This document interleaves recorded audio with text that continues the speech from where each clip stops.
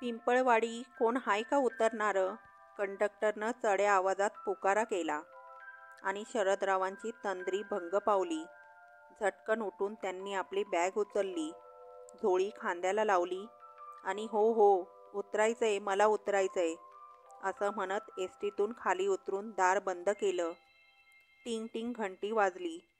धुरळा उडवत एसटी पुढे निघून गेली. मध्याह्नाची वेळ होती. सूर्य माथ्यावर आलेला आणि गावात जाणाऱ्या छोट्या रस्त्यानं पायपीट करत शरदराव निघाले. बॅग डोक्यावर घेतली, त्यामुळे आत्ता उन्हाचा त्रासही जाणवत नव्हता. त्यांचा एकमेव उरलेला प्रेमाचा धागा म्हणजे त्यांचे सुभान काका. त्यांच्या भेटीच्या ओढीनं झपझप पावलं टाकत शरदराव निघाले होते. शेताच्या बांध्या बांधानं जाणारी ही वाट त्यांच्या परिचयाचीच होती. शरदचा जन्मच मुळी या गावी झालेला, पण शरद ताना असतानाच त्याच्या आई वडील नोकरीनिमित्त कोल्हापुरात वास्तव्यात आले होते. सुट्टीतच शरदचं गावी येणं होई. शरदचं शिक्षण, मग नोकरी, त्यानंतर लग्न सारं कोल्हापुरातच झालं. त्यांच्या पुत्ररत्नाचा जन्मही कोल्हापुरातच झाला. नोकरीनिमित्तानं शरदरावांच्या अनेक ठिकाणी बदल्या झाल्या. शरदचे आई वडील त्याला सोडून देवाघरी गेले. त्यालाही आता 10 वर्ष उलटून गेली. शरदरावांचा कृष्णा शिकून सवरून सैन्यात अधिकारी म्हणून देशाच्या सीमेवर लडाखला हजर झाला. तो मात्र दरवर्षी गावी काकांकडे येत असे. अतिशय हुशार, प्रसन्न चेहऱ्याचा, मनमिळावू कृष्णा गावात सर्वांचाच लाडका होता. सुभान काकांचा तर कृष्णावर फार जीव. त्यांना स्वतःला मूलबाळ नव्हतं. त्यांची पत्नी सुमती काकी अगदी छोट्याशा आजारानं काकांना सोडून गेली होती. मोठ्या वाड्यात काका आता एकटेच राहत. कृष्णा आला की वाडा अगदी गजबजून जाई. मागच्या वेळी कृष्णा पिंपळवाडीला आला तेव्हा शरदराव बंदोबस्तासाठी चंद्रपूरला गेले होते. कृष्णाच्या येण्यानं संपूर्ण गाव आनंदलं होतं. पण हा आनंद फार काळ टिकला नाही. सीमेवर युद्ध सुरू झाल्यानं कृष्णाला ताबडतोब हजर होण्याचा आदेश आला. तो तातडीनं निघूनही गेला तो परत कधीच न येण्यासाठी. बातमी आली, शत्रूंशी लढता लढता कृष्ण हुतात्मा झाला. त्याचं पार्थिव तिरंग्यात गुंडाळून मूळ गावी पिंपळवाडीत आणलं तेव्हा सारं गाव हळहळत होतं. सुभान काकांना तर दुःखानं वेड लागायची बाकी होती. बापानं आर्त टाळो फोडला, पण पुढच्याच क्षणी स्वतःला सावरलं. देशासाठी प्राणाचं बलिदान देणाऱ्या शूर पराक्रमी वीरासाठी अश्रू गाळायचे नाहीत, असं शरदरावांनी स्वतःच्या मनाला बजावलं. अश्रूंना बांध घातला. पंचक्रोशीतल्या लोकांसमोर कृष्णाची चिता पेटली होती. चिता पेटलेली असतानाच दुःखावेगानं, आक्रोशानं सुभान काका शरदरावांना म्हणाले, शरदा, कृष्णाचा या गावाला लय लळा होता. सुट्टीवर आला तेव्हा मला म्हणाला, मी महिनाभर राहणार आहे. या गावात काय काय सुधारणा करता येतात ते बघतो. पण 4च दिवसात हुकूम आला आणि तो हजर व्हायला निघून गेला. आला तो हा असा, तिरंग्यात गुंडाळून. आपल्याला कायमचा सोडून गेला रे माझा कृष्णा. कृष्णा ये ना परत. काकांनी टाहो फोडला. त्यांना सावरणं कठीण झालं.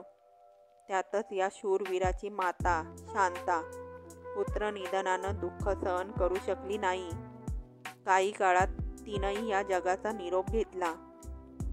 शरदरावांनी त्यावेळी काकांना मिठीत घेऊन शांत केलं आणि कृष्णाच्या चितेकडे बघून सुभानरावांना म्हणाले, या गावाचा विकास हाच आता माझा ध्यास असेल.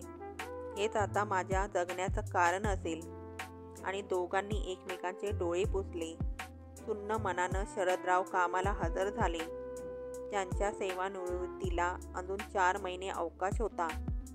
आज आला दिवस कसा तरी पार पडत होता.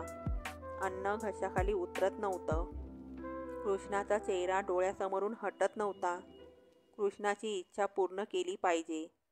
त्याच्या स्मरणासाठी गावात काहीतरी केलं पाहिजे. अनंत विचारांच्या झंझावातातून त्यांनी एक विचार मनात पक्का केला. आणि म्हणूनच आज राहतं घर विकून शहर कायमचं सोडून आपल्या गावी पिंपळवाडीला ते निघाले होते.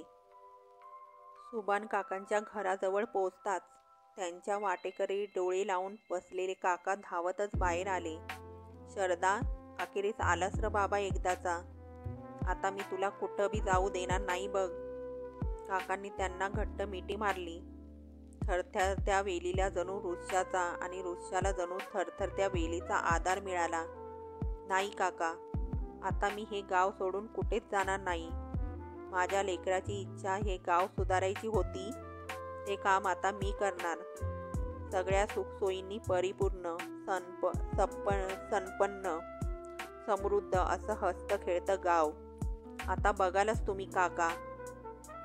काका म्हणाले, शर्या, अरे ते काय सोपं काम नाही. 10 तळेची 10 माणसं, 10 देशांना त्याची तोंड. आता कोण कुणाच्या जीवावर कधी उठलं काय भरोसा नाही राहिला र. गावात आता माणसं बी नाही राहिली. समधी घरटी सोडून शहरातल्या खुराड्यात पोटासाठी कमवायला गेली. त्यांची बी काय चूक. गावात आता हायच काय. चांगला रस्ता नाही, प्यायला, शेताला, गुरांना पाणी नाही, दवाखाना नाही. बरं, हे गाव पुराण राहून दे आता. पोटात कवा धरणं कावळं कोकलायला लागलेत. चल बरं, भाकरी खाऊन घेऊ. भाकर खाऊन पडवीत अंथरलेल्या घोंगड्यांवर शरदरावांनी अंग टाकून दिलं. गेल्या 4 महिन्यात शरदरावांनी खूप कष्ट घेतले होते. राहतं घर विकणं, बायकोचे दागिने विकणे, त्यातून मिळलेले पैसे, मुलाच्या फंडाचे पैसे, स्वतःच्या फंडाचे पैसे, अशी सारी रक्कम तालुक्याच्या बँकेत जमा करणं, कृष्णाच्या मित्रांच्या, स्वतःच्या मित्रांच्या, काही अधिकाऱ्यांच्या भेटीगाठी घेणं इत्यादी. पैशाची उत्तम तजवीज करूनच ते गावी पोहोचले होते. आपली आयुष्यभराची पुंजी ते आपल्या गावाच्या विकासासाठी वापरणार होते. अगदी थोड्याच वेळात शरदराव उठून बसले. झोपेतच त्यांना एक कल्पना सुचली होती. काकांना म्हणाले, चला काका, गावात एक फेरफटका मारून येऊ. हातात एक कापडी पिशवी घेऊन दोघं बाहेर पडले. शाळेच्या रस्त्यानं तळ्याकडे जायला निघाले. तेव्हा शाळेजवळ त्यांना धोत्रे गुरुजी भेटले. राम राम शरदराव, गुरुजी म्हणाले. राम राम गुरुजी, चला ना आमच्याबरोबर फेरफटका मारायला, शरदरावांनी आग्रह केला. हो येतो की, असं म्हणून तेही चालू लागले. तिघं मिळून तळ्याकाठी गेले. मग आपल्या पिशवीतून ड्रोन कॅमेरा काढून शरदराव आजूबाजूच्या परिसराचं चित्रीकरण करायला लागले. गुरुजींशी गप्पा सुरू होत्याच. हा कृष्णानं हौसेनं घेतलेला ड्रोन कॅमेरा मी हट्टानी त्याच्याकडून कसा वापरायचा हे शिकून घेतलं होतं. आता हे चित्रीकरण गावकऱ्यांना दाखवून गाव कसं अस्वच्छ आहे, काय काय सुधारणा करणं आवश्यक आहे ते सांगणार आहे. शरदरावांच्या बोलण्यानं सुभान काका आणि गुरुजी एकदम खुश झाले. काका म्हणतात, वा छान, हातच्या कंकणाला आरसा कशाला, छान कल्पना आहे लेका तुझी. तेवढ्यात तिथे सरपंच हिम्मतराव आणि 2 कार्यकर्ते आले. काय शरदा, केव्हा आलास बाबा, काय काम चाललंय म्हणायचं. 2 तासांपूर्वी आलो अण्णा, आपण चावडीवर जाऊनच बोलूया, शरदराव म्हणाले. सारेजण चावडीवर गेले. सुभान काकांचा शर्या आलाय आणि त्याच्या हातात आकाशात उडणारी काहीतरी वस्तू असल्याची बातमी साऱ्या गावात पसरली. तसा सारा गाव चावडीसमोर गोळा झाला. गुरुजी शंकर्याला म्हणाले, जरा तो टीव्ही सुरू कर बघू आणि आम्हाला बसायला खुर्च्या देशील का. शंकरनं आज जाऊन धावतच खुर्च्या आणून मांडल्या. टीव्ही सुरू केला. ड्रोन कॅमेऱ्यातलं चित्रीकरण अपलोड करून शरदरावांनी दाखवायला सुरुवात केली. प्रथम दिसलं ते खोल गेलेलं शेवाळलेलं पाणी, जागोजागी कथडाळ तुटलेलं तळं, उकिरडे विस्कटणाऱ्या कोंबड्या, कुत्री वाहती गटारं, ओसाड शेत, काटेरी झुडपं आणि स्वतंत्र पडलेल्या प्लॅस्टिकच्या पिशव्या आणि बाटल्यांचा खच. गावकऱ्यांना हे सर्व पाहून धक्काच बसला. किती वंगाळ दिसतंय ना आपलं गाव, सीताबाई म्हणाली. आणि ते झिंगत कोण चाललंय र रस्त्यानं, चर्चा सुरू झाली. सरपंचांनी सगळ्यांना शांत राहायला सांगितलं. आणि मग शरदराव बोलायला लागले. आपल्या गावाचा विकास आपणच करायला हवा. तुम्ही सगळे गावकरी मला साथ द्याल. आपण श्रमदान करू, गाव स्वच्छ करू, तळं स्वच्छ करू, रस्ते बांधू, नव्यानं शाळा बांधू, गावात आरोग्य केंद्र उघडू, पाण्याची नळ जोडणी, घरोघरी शौचालय. त्यांचं वाक्य पुरं होण्याआधीच सरपंच उठून उभे राहिले आणि म्हणाले, बाबो, अरे एवढं समद कराया पैसा किती लागल? कुठून आणायचा इतका पैसा? तेव्हा शरदराव म्हणाले, सगळा खर्च माझा. तुम्ही सर्वजण श्रमदान करायला तयार आहात ना? मग बघा 2 वर्षात गावाचं रूपडं बदलेल. पण त्यासाठी सर्वांची एकजूट पाहिजे. शेतातले बांध काढून टाकायचे. आपण समूह शेती करायची. मिळालेला सगळा नफा वाटून घ्यायचा. मग कुणीच गरीब दुःखी राहणार नाही. सगळ्यांना काम मिळेल. पण हे सगळं व्हायला वेळ लागेलच. आधी सुरुवात तर करूया. सगळ्यांनी एकमुखानं होकार दिला. प्रथम गावचे रस्ते सुधारण्याचं काम सुरू झालं. रोज प्रत्येक घरातली एक व्यक्ती श्रमदानासाठी येऊ लागली. नोकरीवर जाणारे गावकरी सुट्टी काढून श्रमदान करू लागले. तळ्यातल्या गाड उपसायला मशीन आणलं. तळ्याची खोली वाढवली. कठाडे बांधून बाजूनं चालायला रस्ता केला. झाडं लावली. गटारं बंद करून बांधली. शरदरावांची देखरेख, सतत माल विकत आणणं, गावकऱ्यांच्या सभा घेणं सुरू झालं. 10 शेतकऱ्यांचा एक गट, असे 5 गट केले. 5 जणांना ट्रेनिंगसाठी शेतकी कॉलेजात पाठवलं. शेती तज्ज्ञांकडून माती परीक्षण करून योग्य त्या पिकांसाठी बियाणं खरेदी केली. संपूर्ण शेती एकाच वेळी नांगरली. सगळ्यांनी मिळून भरपूर काम केलं. पहिला हंगाम पार पडला. भरघोस पीक आलं. शेतकऱ्यांच्या हातात पैसे खुळखुळायला लागले. शेततळ्याच्या पाण्यावर भाजीपाला, फळझाडं, फुलझाडांच्या बागा बहरल्या. सगळ्या गावाला पुरून उरलेला भाजीपाला शंकर्या, सुदामा आणि भीमा टेम्पोत भरून बाजाराच्या दिवशी गावोगावी विक्रीसाठी नेत असत. त्यांना आता कामापुढे व्यसन करायला वेळच नसे. मध्यम वयाच्या सखूबाई, पार्वतीबाई भाज्या सुकवायच्या प्रक्रिया करण्याचं प्रशिक्षण घेऊन आल्या. शरदरावांनी त्यांना यंत्र खरेदी करून दिलं. संपूर्ण गाव उद्योगाला लागलं. घरांची रंगरंगोटी, डागडुजी, देवळाचं बांधकाम, पाण्याच्या टाकीचं बांधकाम पूर्ण झालं. चुलीच्या धुरातून बायकांची सुटका झाली.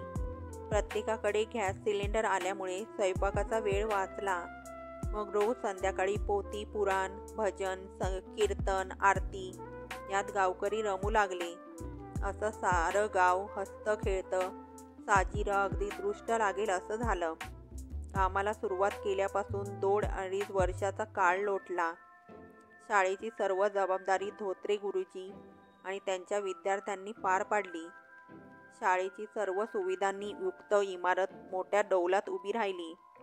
आवारात मोठं मैदान, व्यायामशाळा, बगीचा, वाचनालय, ग्रंथालय, बालवाडी तयार झाली. सरपंच हिम्मतराव शरदरावांना समाधानाने म्हणाले, आता आपण शाळेच्या इमारतीचा उद्घाटन सोहळा धूमधडाक्यात करूयात. सर्वजण तयारीला लागले. पंचक्रोशीतल्या प्रतिष्ठित व्यक्ती, जिल्हाधिकारी, सैन्याधिकारी, तहसीलदार साऱ्यांना निमंत्रण पोहोचली. रांगोळ्या, तोरणं, फुलांच्या माळांनी सारा गाव सजवला. गावकरी नटून थटून सज्ज झाले. वेशीवर पाहुण्यांच्या स्वागताला ढोल ताशा होता. कलेक्टर साहेबांची गाडी वेशीजवळ येतात स्वतः कलेक्टर साहेब गाडीतून उतरले आणि त्यांनी शरदरावांना वाकून नमस्कार केला. कलेक्टर साहेबांनी शरदरावांना गाडीत बसवून वाजत गाजत शाळेपर्यंत आणलं. आज खऱ्या अर्थानं शरदरावांचा ध्यास पूर्ण झाला. शाळेच्या दर्शनी भागात हुतात्मा कृष्णाचा भला मोठा फोटो लावलेला आणि शाळेच्या नाम फलकावर नाम झळकत होतं, कृष्णधाम विद्या मंदिर, पिंपळवाडी. शरदरावांच्या डोळ्यात अश्रू तरळले. नकळत त्यांचा हात कपाळाकडे गेला. त्यांनी फोटोला एक कडक सॅल्यूट केला. त्यांच्या पाठोपाठ साऱ्यांनीच फोटोला सॅल्यूट केला.